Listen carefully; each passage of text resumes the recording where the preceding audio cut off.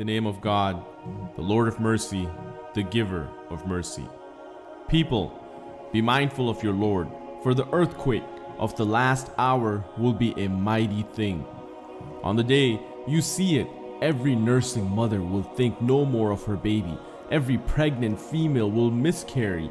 You will think people are drunk when they are not. So severe will be God's torment. Yet still there are some who, with no knowledge, argue about God, who follow every devilish rebel, fated to lead astray those who take his side and guide them to the suffering of the blazing flame. People, remember, if you doubt the resurrection, that we created you from dust, then a drop of fluid, then a clinging form, then a lump of flesh, both shaped and unshaped. We mean to make our power clear to you. Whatever we choose, we cause to remain in the womb for an appointed time. Then we bring you forth as infants, and then you grow and reach maturity. Some die young, and some are left to live on to such an age that they forget all they once knew. You sometimes see the earth lifeless, yet when we send down water, it stirs and swells and produces every kind of joyous growth. This is because God is the truth. He brings the dead back to life. He has power over everything. There is no doubt that the last hour is bound to come, nor that God will raise the dead from their graves. Yet still there are some who, with no knowledge or guidance or any book of enlightenment, argue about God, turning scornfully aside to lead others away from God's path. Disgrace in this world awaits such a person, and on the day of resurrection we shall make him taste the suffering of the fire. It will be said, "This is for what you have stored up with your own hands." God is never unjust to his creatures. There are also some who serve God with unsteady faith. If something good comes their way, they are satisfied. But if they are tested, they revert to their old ways, losing both this world and the next. That is the clearest loss. Instead of God, they call upon what can neither harm nor help them. That is straying far away. Or invoke one whose harm is closer than his help. An evil master and an evil companion. But God will admit those who believe and do good deeds to gardens graced with flowing streams.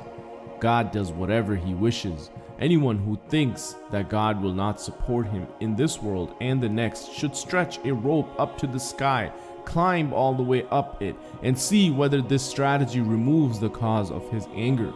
In this way we send the Quran down as clear messages, and God guides whoever he wills. As for the believers, those who follow the Jewish faith, the Sabians, the Christians, the Magians, and the idolaters, God will judge between them on the day of resurrection. God witnesses all things. Do you not realize, O Prophet, that everything in the heavens and earth submits to God? The sun, the moon, the stars, the mountains, the trees, and the animals. So do many human beings, though for many others, punishment is well deserved. Anyone disgraced by God will have no one to honor him. God does whatever he wills. These two kinds of people disagree about their Lord. Garments of fire will be tailored for those who disbelieve. Scalding water will be poured over their heads, melting their insides as well as their skins. There will be iron crooks to restrain them.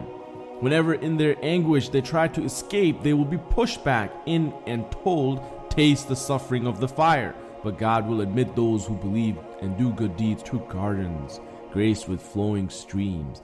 There they will be adorned with golden bracelets and pearls. There they will have silken garments. They were guided to good speech and to the path of the one worthy of all praise. As for the disbelievers who bar others from God's path and from the sacred mosque, which we made for all people, residents and visitors alike, and who try to violate it with wrongdoing, we shall make them taste a painful punishment.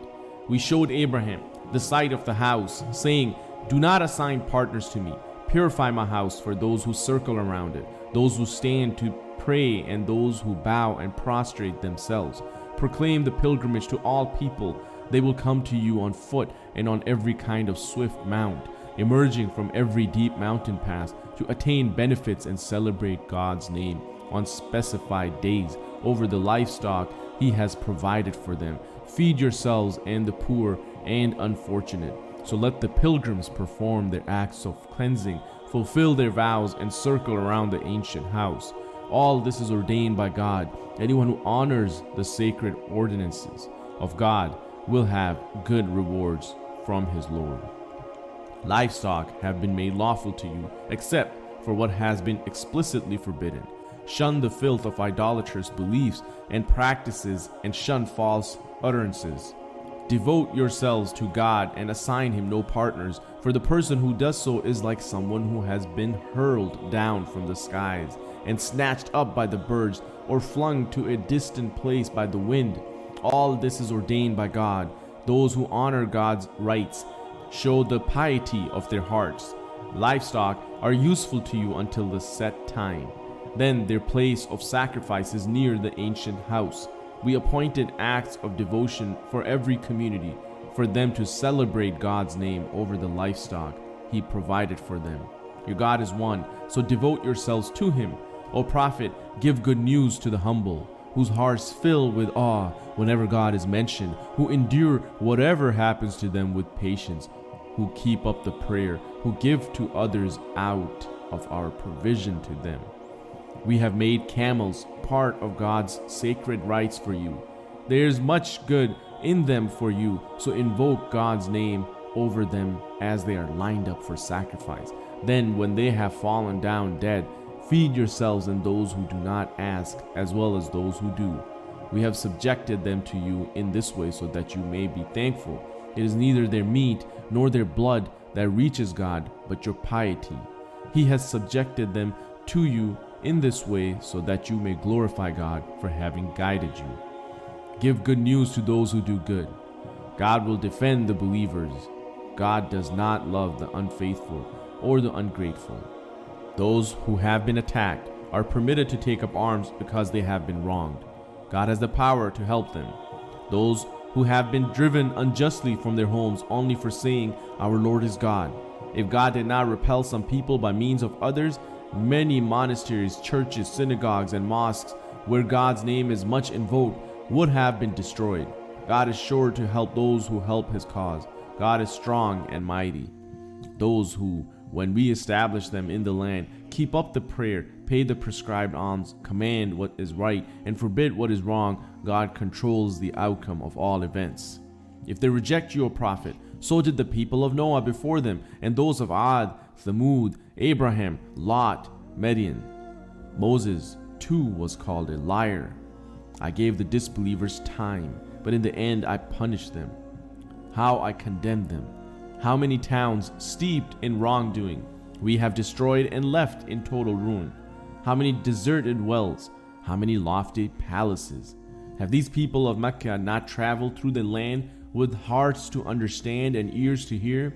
It is not people's eyes that are blind, but their hearts within their breasts. They will challenge you, O Prophet, to hasten the punishment. God will not fail in His promise. A day with your Lord is like 1,000 years by your reckoning. To many a town steeped in wrongdoing, I gave more time and then struck them down. They all returned to me in the end. Say, O Prophet, people, I am sent only to give you clear warning. Those who believe and do good deeds will be forgiven and have a generous reward. But those who strive to oppose our messages and try in vain to defeat us are destined for the blaze. We have never sent any messenger or prophet before you, Muhammad, into whose wishes Satan did not insinuate something. But God removes what Satan insinuates, and then God affirms His message. God is all-knowing and wise. He makes Satan's insinuations a temptation only for the sick at heart and those whose hearts are hardened. The evildoers are profoundly opposed to the truth, and He causes those given knowledge to realize that this revelation is your Lord's truth, so that they may believe in it and humble their hearts to Him. God guides the faithful to the straight path. The disbelievers will remain in doubt about it until the hour suddenly overpowers them, or until torment descends on them on a day devoid of all hope. On that day, control will belong to God. He will judge between them. Those who believe and do good deeds will be admitted to gardens of delight, while those who disbelieve and reject our revelations will receive a humiliating torment. He will give a generous provision to those who migrated in God's way and were killed or died. He is the best provider. He will admit them to a place that will please them. God is all-knowing and most forbearing. So it will be. God would help those who retaliate against an aggressive act merely with its like and are then wronged again. God is pardoning and most forgiving. So it will be, because God makes night pass into day and day into night, and He is all-hearing and all-seeing. So it will be, because it is God alone who is the truth, and whatever else they invoke is sheer falsehood. It is God who is the Most High, the Most Great. Have you, O prophet, not considered how God sends water down from the sky, and the next morning the earth becomes green? God is truly most subtle, all aware. Everything in the heavens and earth belongs to Him. God alone is self-sufficient, worthy of all praise. Have you not considered how God has made everything on the earth of service to you? That ships sail the sea at His command? That He keeps the heavens from falling down on the earth without His permission? God is most compassionate and most merciful to mankind. It is He who gave you people life, will cause you to die, then will give you life again, but man is ungrateful. We have appointed acts of devotion for every community to observe. So do not let them argue with you, O prophet, about this matter. Call them to your Lord. You are on the right path, and if they argue with you, say God is well aware of what you are doing. On the day of resurrection, God will judge between you regarding your differences. Are you, O prophet, not aware that God knows all that is in the heavens and earth? All this is written in a record. This is easy for God. Yet, besides God, they serve that for which He has sent no authority, and of which they have no knowledge. The evildoers will have no one to help them. O prophet, you can see the hostility on the faces of the disbelievers when our messages are recited clearly to them. It is almost as if they are going to attack those who recite our messages to them. Say, shall I tell you what is far worse than what you feel now? The fire that God has promised the disbelievers. What a dismal end. People, here's an illustration, so listen carefully. Those you call on besides God could not, even if they combined all their forces, create a fly, and if a fly took something away from them, they would not be able to retrieve it. How feeble are the petitioners, and how feeble are those they petition. They have no grasp of God's true measure. God is truly most strong and mighty. God chooses messengers from amongst the angels and from amongst men. God is all-hearing, all-seeing. He knows what lies before and behind them. All matters return to Him. Believers, bow down, prostrate yourselves, worship your Lord, and do good so that you may succeed. Strive hard for God as He is due. He has chosen you and placed no hardship in your religion, the faith of your forefather Abraham. God has called you Muslims, both in the past and in this message, so that the messenger can bear witness about you and so that you can bear witness about other people. So keep up the prayer, give the prescribed alms, and seek refuge in God. He is your protector, an excellent protector, and an excellent helper.